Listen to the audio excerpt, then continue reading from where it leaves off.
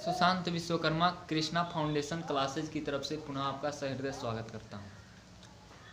आज हमें क्लास 12 सम्मिश्र संख्या का अगला भाग, इसी टॉपिक में हम कहाँ तक पहुँचे थे। हम पहुँचे थे यदि ओमेगा का मान -1 प्लस √3i/2,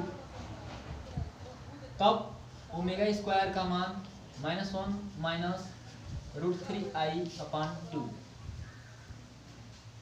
हम यह भी जानते हैं कि यदि ओमेगा क्यू, यह भी ज्ञात किए थे ओमेगा क्यू का मान 1 होगा। अब हमको यह देखना है कि क्या इस सम्मिश्र संख्या ओमेगा की वैल्यू ओमेगा स्क्वायर के वर्ग के बराबर है कि नहीं। तो हम आसानी से देखेंगे कि यदि ओमेगा स्क्वायर का वर्ग करें तो हमें ओमेगा पर 4 प्राप्त होगा, और ओमेगा पर 4 को ओमेगा क्यू इंटू ओमेगा के रूप में लिख सकते हैं। हमको पता है कि ओमेगा क्यू का मान 1 होता है। कितना होता है? 1। ओमेगा क्यू की जगह पर 1 लिखेंगे, हमें ओमेगा प्राप्त हो जाएगा। यह बात सत्य है। इसी बात को यदि हम आंकिक मान को रख के हल करें और देखें क्या प्राप्त होता है, यही हमें समझना है। अब हम देखेंगे कि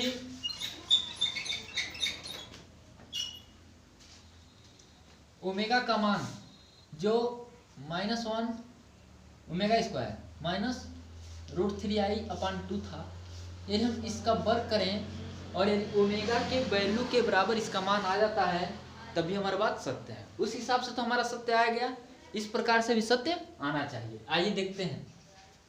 2 का वर्ग 4, -1 का वर्ग +1, माइनस √3i का वर्ग प्लस √3 का वर्ग 3i स्क्वायर का वर्ग -1, और -1 plus 2ab 2√3i।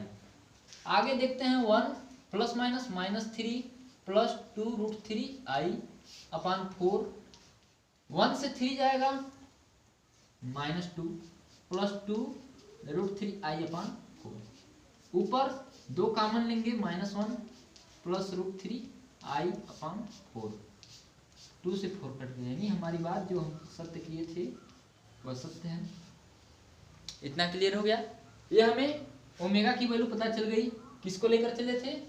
Omega square को लेकर चले थे, ओमेगा स्क्वायर के वर्ग को, और हम देखें कि ओमेगा के मान के बराबर हो गया। तब हम इस बात से इस निष्कर्ष पर पहुंचते हैं कि यदि किसी सम्मिश्र संख्या में, यदि कोई सम्मिश्र संख्या जो कि पहला ओमेगा और दूसरा ओमेगा स्क्वायर के रूप में है, और ओमेगा उस इकाई का घनमूल है, तब एक दूसरे के वर्ग के वो बराबर होते हैं। यदि पहले का हम वर्ग करेंगे तो दूसरे के बराबर, और दूसरे का वर्ग करें तो पहले के बराबर होगा। यह हम निष्कर्ष पहुंचते हैं। अब हम इसी फॉर्म को देखेंगे कि जैसे हमारा मान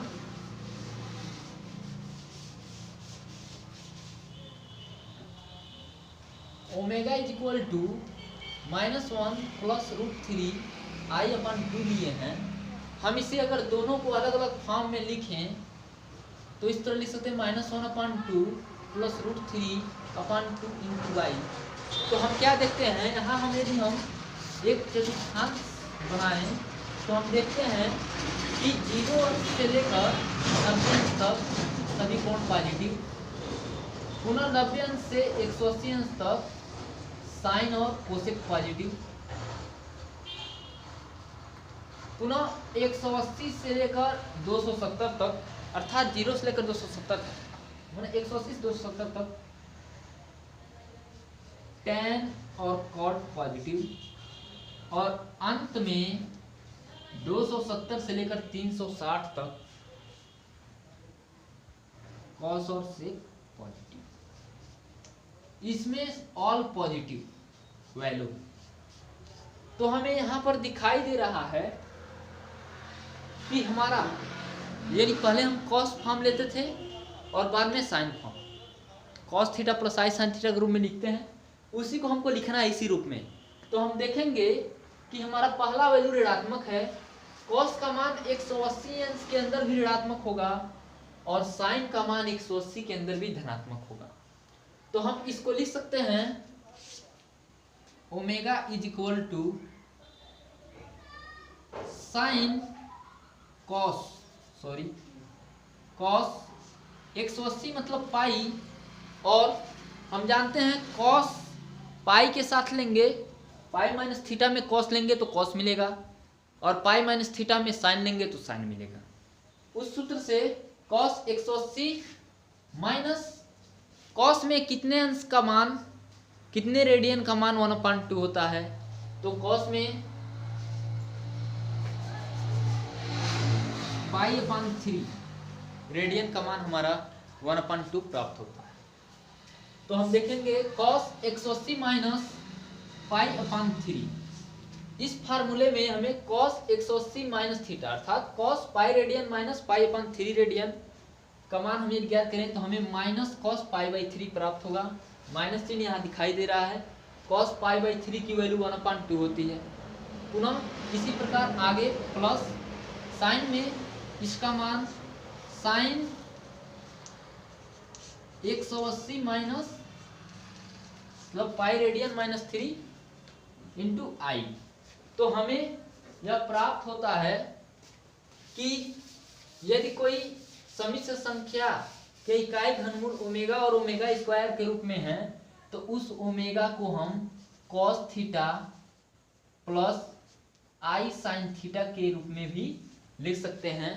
जहां यदि ओमेगा इस रूप में होगा तो वहां थीटा के मान पाई माइनस पाई/3 अर्थात 2π/3 के रूप में होंगे।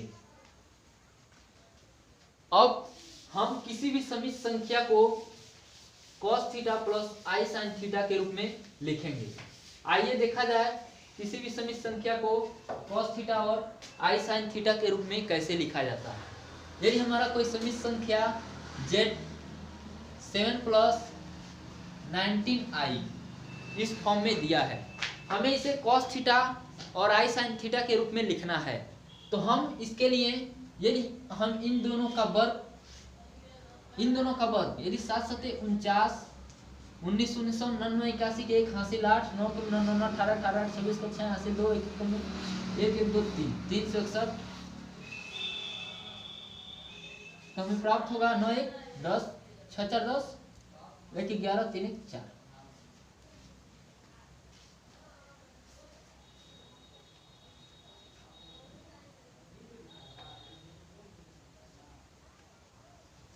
तो 60 40 100 300 100 400, हाँ हमें इतना प्राप्त होगा। अब इसका गुणनखंड यदि हम करें तो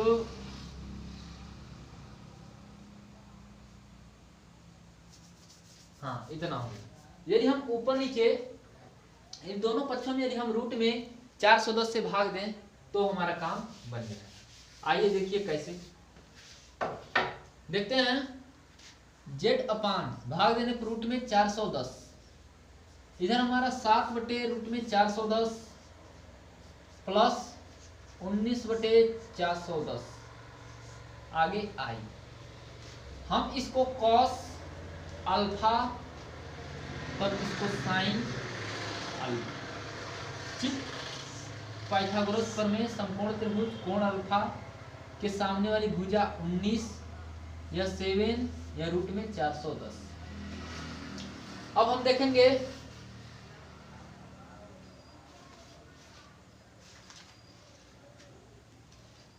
कि कॉस अल्फा आधार बटे कर्ण, आधार से कर्ण इतना, यानी अल्फा का मान हम माने हैं अल्फा इज इक्वल टू, देखिए यदि साइन और कॉस दो फलन के रूप में अल्फा को मानते हैं तो वहां पर हम अल्फा को हमेशा tan के रूप में अलग लिखते हैं। तो अल्फा इक्वल टू माने हैं tan inverse, alpha equal to tan inverse. अब लंब बटे आधार, लंब 19 बटे आधार 7, यही हमारा माना गया है, माने यहां से हम इस रूप में लिख सकते हैं। तो हम किसी भी समिश्र संख्या को अगर हम चाहें तो हम इस फॉर्म में cos थीटा प्लस आई साइन थीटा, यानी कॉस अल्फा प्लस आई साइन अल्फा के रूप में लिख सकते हैं, फॉर्म के रूप में लिख सकते हैं। और इसका चाहे तो हम यहाँ पर गुणा भी कर सकते हैं रूट में 410। अब हम इस बात को समझने के लिए एक छोटा सा और निष्कर्ष इसमें निकालेंगे। वो निष्कर्ष हमारा है,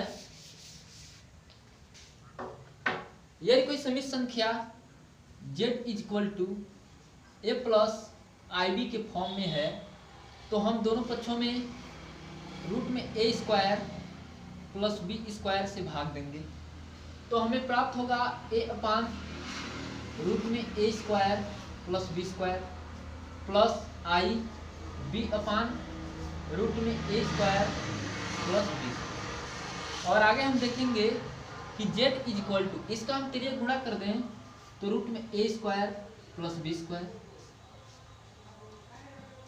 अंदर इतना को हम कॉस थीटा आई और इतना को साइन मान लेते हैं।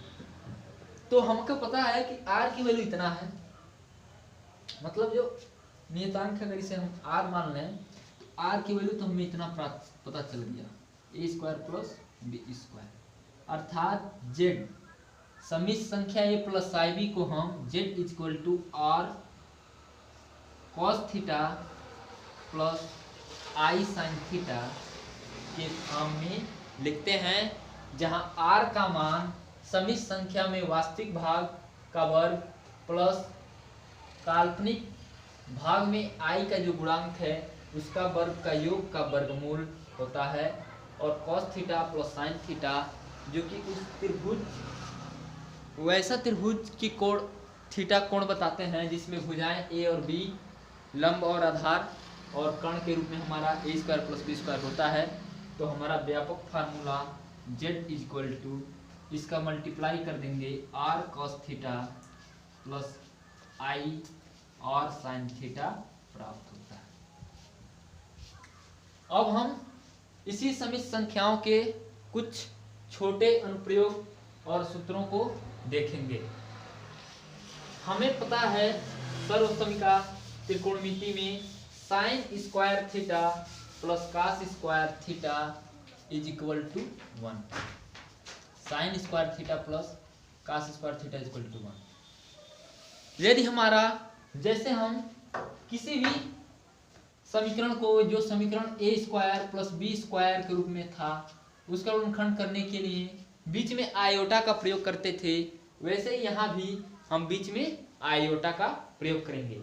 लेकिन जैसा कि हम जानते हैं कि आयोटा को हम हमेशा साइन के साथ लेते हैं और कॉस को अलग लिखते हैं, इसलिए हम इसे कॉस को पहले लिख देंगे और साइन स्क्वायर थीटा को बाद में लिख देंगे, तभी मान में कोई अंतर नहीं आएगा, सर्वसमिका वही है, केवल पद आगे पीछे लिख दिए गए।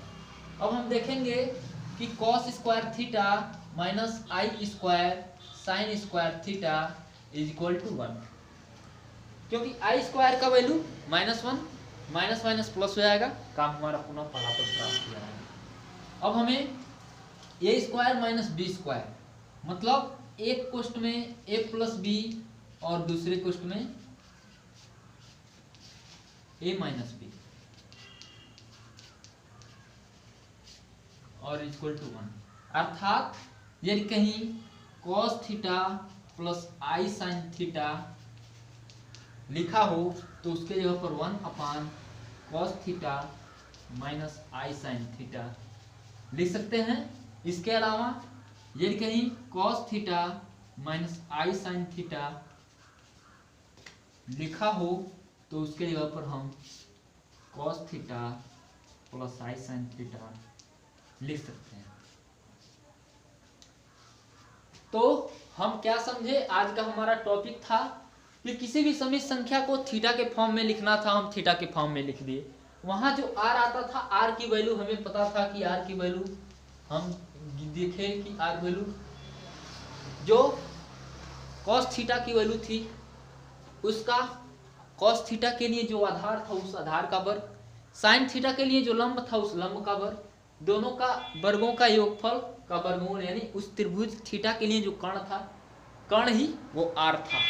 और हम देखें क्या, यदि किसी सर्वसंख्या में हम आयोटा का प्रयोग करें तो उसे cos थीटा प्लस आई साइन थीटा के जगह पर इतना और cos थीटा माइनस आई साइन थीटा के जगह पर इतना स्वतंत्रता पूर्वक लिख सकते हैं। अब हम इस विषय पर चर्चा करेंगे कि आयोटा फॉर्म में लिखने का सबसे आसान तरीका क्या है। जैसे अगर कहीं लिख दिया गया है